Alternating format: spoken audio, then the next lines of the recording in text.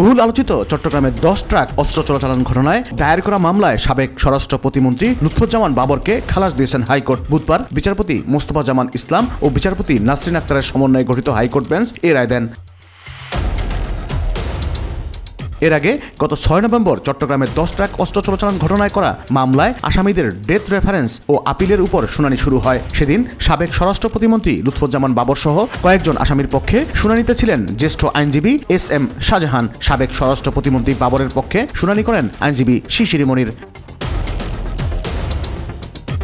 2004 সালের 1 April CUFL ঘাট থেকে আটক করা হয় 10 ট্রাক ভর্তি অস্ত্র চালান। এ নিয়ে কর্ণফুলী থানায় অস্ত্র আইন ও বিশেষ ক্ষমতা আইনে চোরাচালানের অভিযোগ এনে দুটি মামলা হয়। মামলায় 2014 সালের 30 জানুয়ারি চট্টগ্রাম মহানগর দায়রা জজ আদালত এক বিশেষ ট্রাইব্যুনাল 1-এ রায় দেন।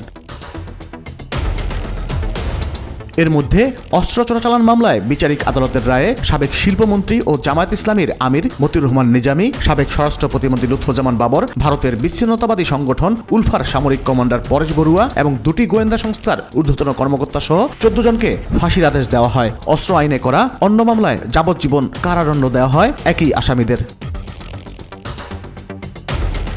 বিচারিক আদালতের রায়ের পর 2014 সালের 6 ফেব্রুয়ারি রায়সহ মামলার নথিপত্র হাইকোর্টের ডেথ রেফারেন্স শাখায় পৌঁছায়, যা ডেথ রেফারেন্স মামলা হিসেবে নথিভুক্ত করা হয়। অন্যদিকে কারাগারে থাকা দণ্ডিত আসামিরা সাজার রায়ের বিরুদ্ধে 2014 সালে হাইকোর্টে পৃথক আপিল করেন।